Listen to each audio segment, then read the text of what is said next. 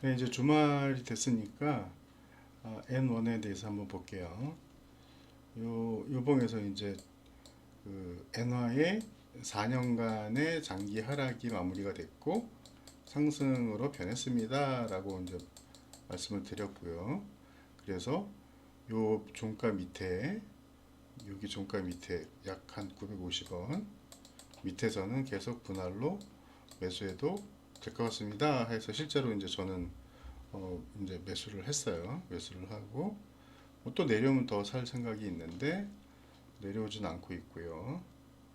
그래서 뭐 현재 한3% 내지 한 4% 정도 이제 올라 있는 상태죠. 여기 시점으로 목표가는 이제 101엔, 110엔 뭐 이렇게 됩니다. 이렇게 되고 이제 이 엔화의 이제 상승에 베팅한 입장에서 바라는 거 이제 금리 인상이죠, 그죠?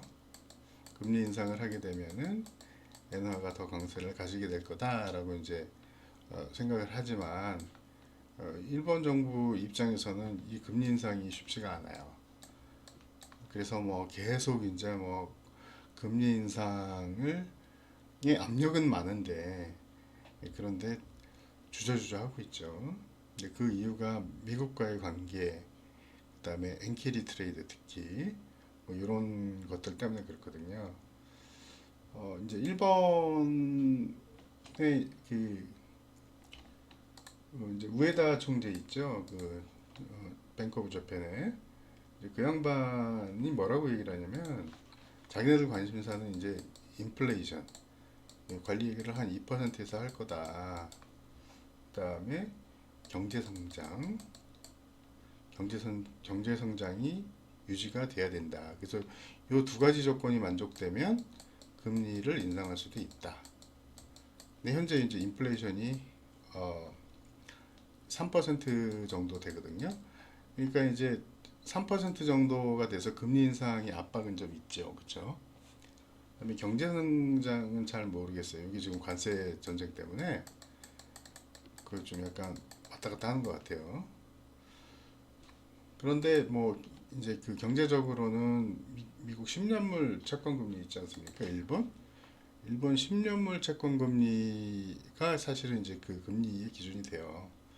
보시면은 이게 10년물 채권 금리인데요. 뭐 어마어마하게 올라가고 있지 않습니까? 뭐 지금 요즘에 보면 뭐 이렇게 올라가는 게 금이랑 일본 10년물 채권 금리밖에 없는 것 같아요.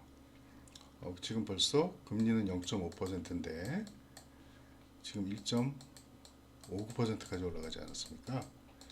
야, 이렇게 되면은 금리 인상 압박 어마어마하게 심하겠죠, 그죠?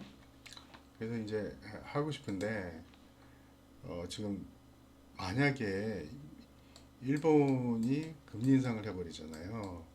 그렇게 되면은 이제 뭐에 걸리냐면 엔캐리 트레이드 청산에 걸려요. 지금 0.5에서 0.75로 바꿨다 예를 들어서 뭐 이렇게 되면 이렇게 됐는데 이제 미국 쪽은 금리 인하 압박이 좀 있으니까 그러면은 일본 돈 빌려다가 미국에 투자하는 사람들은 뭐 재정 수지가 엄청나게 악화되겠죠. 그런 부분이 있어서 미국에서는 야 너네는 금리 인상 될 수 있으면 자제. 그러다 보니까 이제 우에다 총재는 채권 매입을 통해서 방어를 하겠다.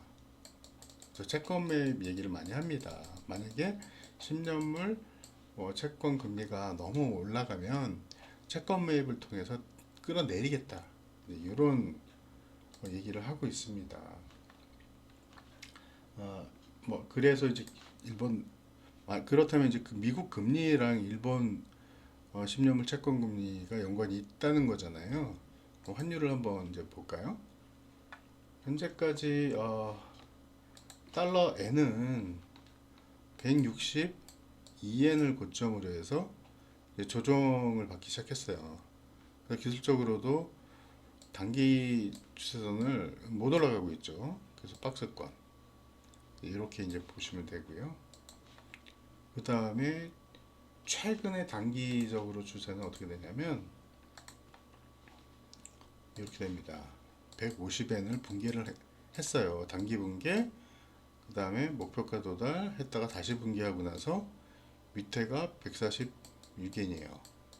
위에가 150, 150엔 또는 151엔 정도. 이 상태에서의 박스권입니다. 만약에 여기서 이제 엔화가 강세로 돌아서잖아요. 그러니까 채권 일본의 금리 인상을 하게 되면 엔화가 요 146엔을 깰 것 같아요. 146엔을 깨면서 강세로 돌아서게 되고요. 그렇게 되면 어떻게 되냐면은 주봉에서 여기 지금 146엔 있지 않습니까? 장기 추세 구름대 가격 이걸 깨게 돼요.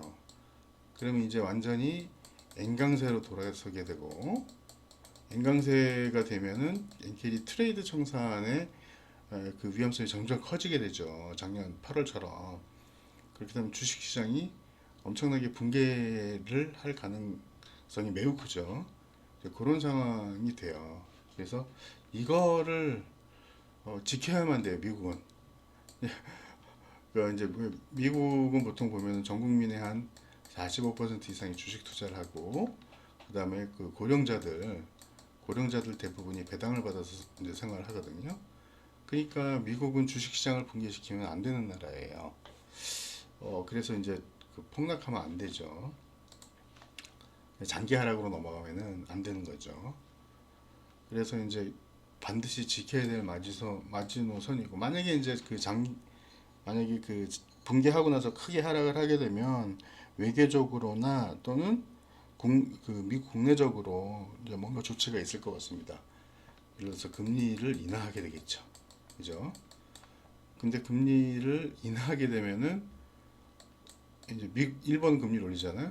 이거는 엔캐리 트레이드 청산이 더욱 가속화될 가능성도 있어요. 그러니까 이거는 반드시 목숨 걸고 지켜야 되는 자리예요. 어떻게 될지 너무 궁금합니다. 하여튼 그런 상황이에요. 그래서 이제 그렇게 되기 때문에 이제 그렇게 되기 때문에 이제 그 일본이 금리 인상을 함부로 쉽게 하기는 힘들다. 다만 외부적인 조건들이 너무 금리 인상을 해야 되는 조건들이 많다. 특히나 이제 인플레이션이 만약에 뭐 3% 이상으로 이제 넘어가 버리잖아요. 금리 인상 안 할 수가 없습니다. 그래서 이제 뭐 포카로 치면 이제 쪼고 있는 상태죠. 이제 그런 상태인 것 같습니다.